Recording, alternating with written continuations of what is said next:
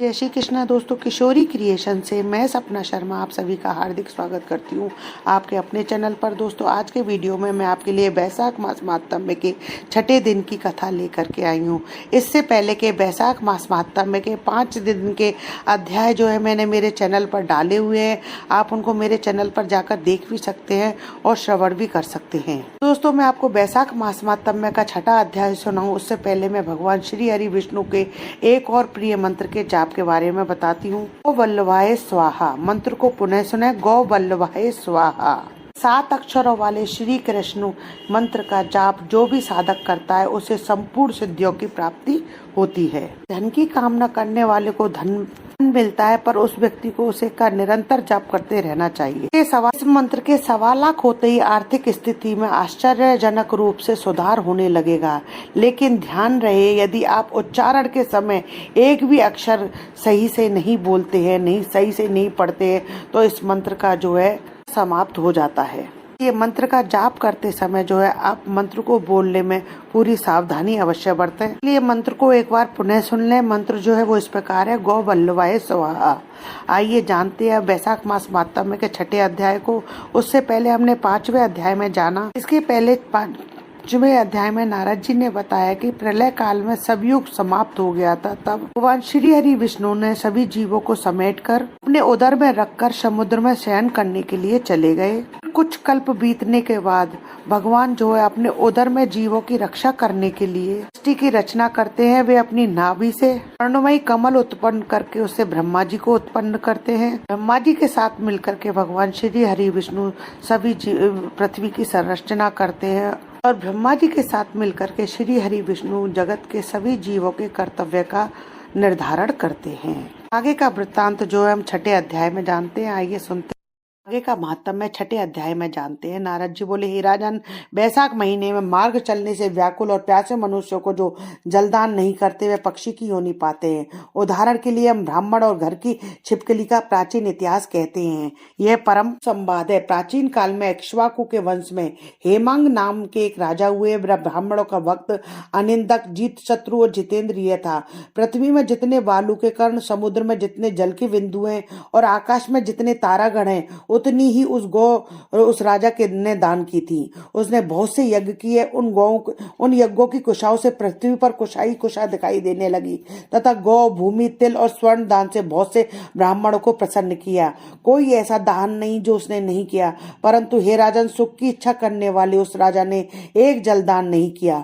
ब्रह्मपुत्र महात्मा वशिष्ठ जी ने उसे ज्ञान भी कराया कि जलदान करो, परंतु उसने दुर्बुद्धि और हेतुवाद से कहा कि जल तो बिना मूल्य ही मिलता है, इसे दान करने वाले को क्या फल मिलेगा। ऐसी अनेक बातें कही और ब्राह्मण को जलदान नहीं किया और कहने लगा कि अलभ्य वस्तु दान करने से पुण्य मिलता है और यही ठीक भी है। वह राजा लूले, लंगड़े, दरिद्री और जीविका हीन ब्राह्मणों की सेवा तो करता, परंतु वेद पाठी, तत्वज्ञानी और ब्रह्मवादियों की पूजा नहीं करता था। वह राजा कहा करता था कि विख्यात ब्राह्मणों की पूजा सेवा तो सभी करते हैं, परंतु अनाथ, बिना पढ़े लिखे, लूले, लंगड़े ब्राह्मण और दरिद्रियों की बड़ी दुर्गति है। तब ऐसे ही लोग मेरी दया के पात्र हैं। इस प्रकार वह दुर्बुद्धि को पात्रों को दान देता रहा। इस महादोष के कारण 3 जन्म तक उसे चातक की योनि मिली, फिर 1 जन्म गिद्ध बना, 7 जन्म तक कुत्ते की योनि में रहा। फिर हे राजन, वह एक राजा के घर छिपकली की योनि में जाकर रहा। उसका नाम शुद्ध कीर्ति था और मिथिलापुरी का राजा था। छिपकली घर के दरवाजे की चौखट के ऊपर कीड़ों को भक्षण करती हुई 87 वर्ष तक वही रही। एक दिन देवयोग से मुनियों में श्रेष्ठ श्रुतिदेव नामक ऋषि दोपहर के समय मार्ग से थके मिथिलापति के घर आए।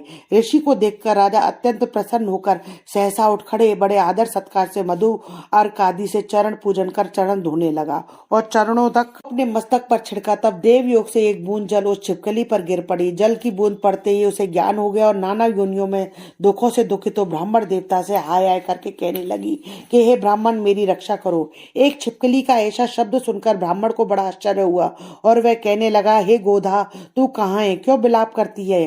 तेरी यह दशा कैसे हुई? तू देवता है कि पुरुष है, या कोई राजा है अथवा ब्राह्मण है? हे महाभाग, तू कौन है? कह तो सही, मैं आज ही तेरा उद्धार करूंगा। ऋषि की ऐसी बात सुनकर वह राजा महामती मानश्रुति देव जी से कहने लगे कि हे ब्राह्मण, मेरा जन्म इक्ष्वाकु कुल में हुआ था और मैं वेद शास्त्रों का पूर्ण ज्ञाता था। पृथ्वी में जितने रज के कण हैं, जितने जल के बिंदु हैं, जितने आकाश में तारागण हैं, उतनी ही गौ मैंने दान की। मैंने सभी यज्ञ किए, बापी, कूप, तालाब बनवाए, अनेकों दान दिए और धर्म पूर्वक राज्य भी किया, तो भी मेरी ऐसी दुर्गति हुई और मुझे स्वर्ग में नहीं मिला। 3 जन्म तक मुझे चातक योनि मिली और 1 जन्म में गिद्ध हुआ, फिर 7 जन्म तक कुत्ते की योनि पाई। अभी यह राजा आपके चरणों तक को छिड़क रहा है। तब एक बूंद उछलकर मेरे ऊपर आ पड़ी। उसी के पड़ने से मुझे पूर्व जन्म का स्मरण हो आया और मेरे सब पाप दूर हो गए। हे द्विजवर, 28 जन्म तक मुझे छिपकली की योनि भोगनी पड़ी। इस तरह तरह की देवी सृष्टि दिखाई देती है। अतः जब मैं इन जन्मों से डरता हूँ, हे द्विज, मेरी यह दशा कैसी हुई, यह विस्तार से कहिए। सुनकर द्विज ने ज्ञान चक्षु द्वारा सब वृत्तांत जान लिया और कहने लगे, हे राजन, मैं तेरी इस बुरी योनि का कारण कहता हूँ, ध्यान लगाकर सुन। तूने माधव भगवान के प्यारे बैसाख मास में जलदान नहीं किया।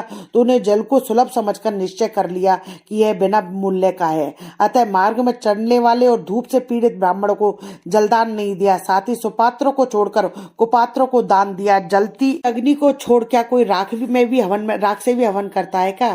प्राय बताए हुए सुगंधादि से युक्त कांटेदार वृक्षों का कोई भी पूजन नहीं करता। सब वृक्षों में पीपल की ही पूजा होती है। तुलसी को छोड़कर कटेरी का पूजन क्यों नहीं करते?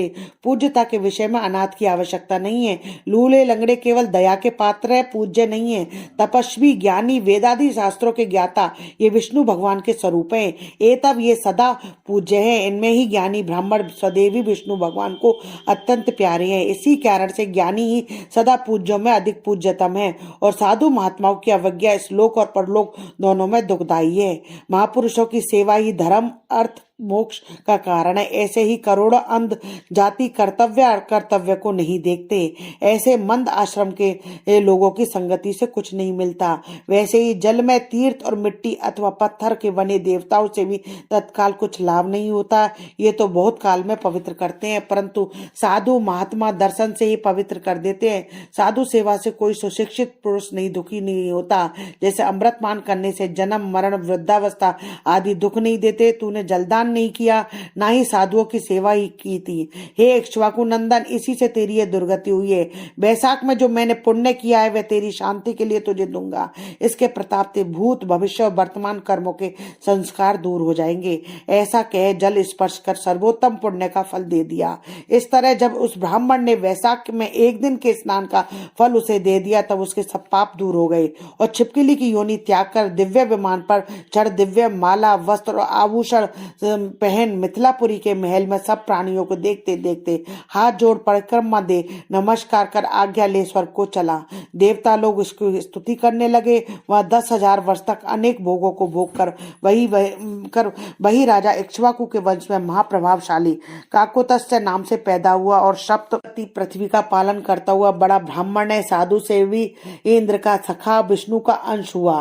तब वशिष्ठ जी ने वैशाख मास में सब कर्तव्य धर्म सुनाए, जिनके करने से उसके सब दुख दूर हो गए और उसके दिव्य ज्ञान को पाकर विष्णु जी की सायुज्य को मुक्ति को प्राप्त हुआ। इसलिए यह वैशाख मास संपूर्ण शुभ फलों का दाता है। इसमें जो मनुष्य यथोक्त धर्म करता है उसकी आयु और यश बढ़ता है, पाप दूर होते हैं, पुरुषार्थ चतुष्टय की प्राप्ति होती है और विष्णु भगवान प्रसन्न होते हैं। तब ब्राह्मण, क्षत्रिय, वैश्य, शूद्र, ये चारों वर्ण, ब्रह्मचारी, गृहस्थ, वानप्रस्थ और संन्यास, चारों आश्रम वाले मनुष्यों को वैशाख मास के कहे हुए कर्म अवश्य करने चाहिए। इति श्री वैशाख मासम में 6ठा अध्याय समाप्तम। दोस्तों, यदि आपको मेरा ये वीडियो पसंद आए तो प्लीज मेरे वीडियो को ज्यादा से ज्यादा लाइक और शेयर करें अपने फैमिली और फ्रेंड में। यदि आपने अभी तक मेरे चैनल को सब्सक्राइब नहीं किया है तो उसे सब्सक्राइब करना ना भूलें। पास ही में बेल आइकन को दबाएं जिससे मेरे आने वाले हर नए वीडियो का नोटिफिकेशन जो है आपको मिल जाए। हिंदू धर्म, रीति रिवाज, कथा कहानी जानने के लिए मेरे चैनल पर बने रहने के लिए बहुत बहुत धन्यवाद। जय श्री कृष्ण दोस्तों।